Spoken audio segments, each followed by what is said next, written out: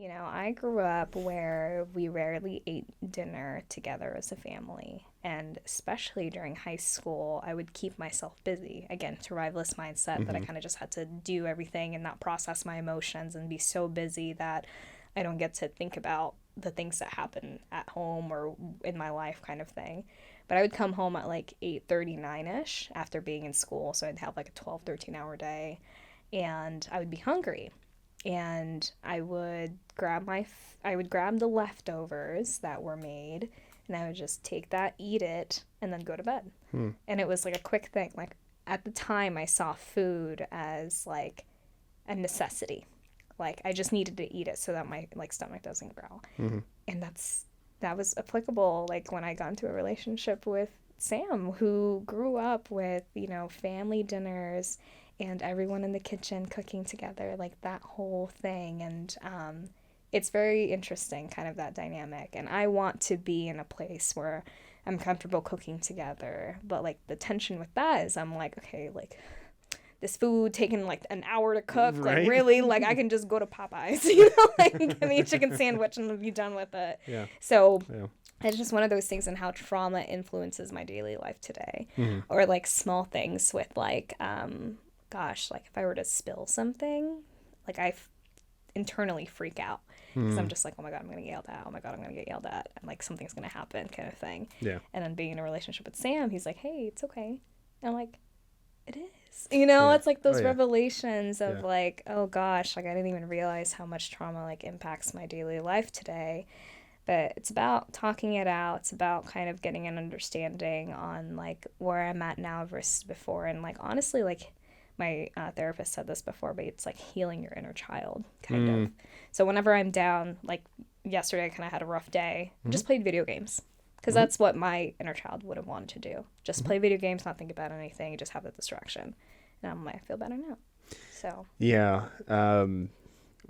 So again, a Filipino family where we would have dinner, but it wouldn't be as frequent as some other people. So like example like Sam or Jamie, where they have like these big family gatherings. mm-hmm.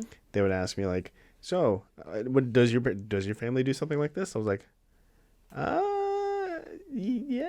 Yeah. Just so I don't like cause like some sort of like Yeah. awkwardness at the table. Mm-hmm. But yeah, I've had that love-hate relationship with food too. It's like, Yeah. right now, Jamie and I were trying to eat better, trying to feel better about how our bodies look. But I just remember randomly telling her one day, I was like, you know what? Fried chicken sounds delicious. Yeah. And Yeah. she's like, where did that come from? I have no idea. Yeah. Yeah. No, and it was oh gosh, what is that whole thing about like especially with fast food? Yeah. Like me and fast food go so well. It's just kind of like the methodology, like the philosophy behind it all. It's just like instant gratification. Yep. Is what it is. Yep. And so for me, food was instant gratification. I'm like, all right, I'm done, let me go move on to the next thing True. kind of thing. True. But I never realized how, and it's ironic because like food brings people together. And I feel like in the Philippines or the Filipino culture, there's like collectivist thought that like, let's all eat together and like do all these things and have this good food. But that just didn't happen in my household.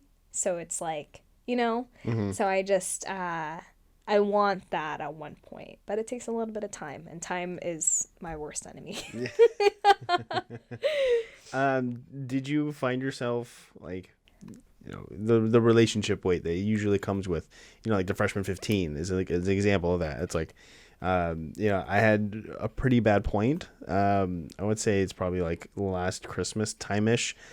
Again, also it's like, Thanksgiving, Christmas, Right. kind of back to back. Holiday season. Yeah. So I just remember like looking at myself in the mirror. I was like, I'm not happy right now with how Did you ever have that kind of experience? And as you're maybe not just with Sam, but just like in previous relationships of like, Yeah. ooh, life. Yeah. Funny enough, like I read this one thing where it's like being in a relationship is probably the most triggering thing that you can do to your adult traumas. And I was like, oh my God. When I was in high school, I weighed like 90 pounds because I just like didn't saw it as instant gratification. I'm like, I eat a little bit and then like it stops my tummy growling. And Well, then, plus like, you were a move on. cheerleader, so. Yeah, and then I was in cheer and I was in dance, and that was another type of pressure, Yeah. Oh, But with relationship with food, like I've always been petite, And then, funny enough, like I never got the freshman 15 because I, again, kept myself busy and I just wanted to have something every single day. And so I would always go to the gym. And at points, like it became like a coping mechanism. So I'd be in the gym like Just add another one to that pot. twice a day. Yeah, just kind of adding it on like twice, 3 times a day. And like somebody reached out to me because I would always post it on Snapchat at the time. And somebody reached out to me like, hey, are you okay? I was like, no, I'm not, but I appreciate you for noticing kind of thing. And I didn't even realize what that meant. So I was like working out like in an unhealthy way kind of thing. Like I barely had anything to eat, but I would like go to the gym and like just exhaust myself. And it wasn't until like being in a relationship with Sam that I actually started eating and like eating enjoying the healthy food. and enjoying the food. So I gained weight, and then there was at one point where I was just like, oh my God, like what happened? Like I used to be like a stick and now I'm like curvy, and it's just like, and it's I had to learn to love that kind of thing. And so I was like, curves are in, you know? So I'm like, hey, I'm here for it. I'm we're working on that right now. I mean, like we go on walks. We joke around that it's like, oh, my version of a comfortable walk is like 5 miles. Hers is like 2. And I kind of had to push her for the last 30. That's right. No, and walks are so good, especially in the Pacific Northwest, because it's just so pretty, you know? And like our area has a lot of hills too, so it's like a good workout and you know, less impact on your knees. But you know, it's the gym for us is like 2 doors down, so it's like there's a good convenience factor, but then it's also trying to balance it out with every other aspects of life that you're trying to get through. That's where it gets hard. Yeah, Sam's been doing a really good job with balancing that. I can't say the same for myself because I just started this new job, so I've just been kind of like busy. Sure. But for him, like he found the balance of like making sure that it's like a thing that he does is to go to the gym, because we're also like a few doors. Oh, actually, we're a hill down to the gym. So good for him for getting his steps in kind of thing.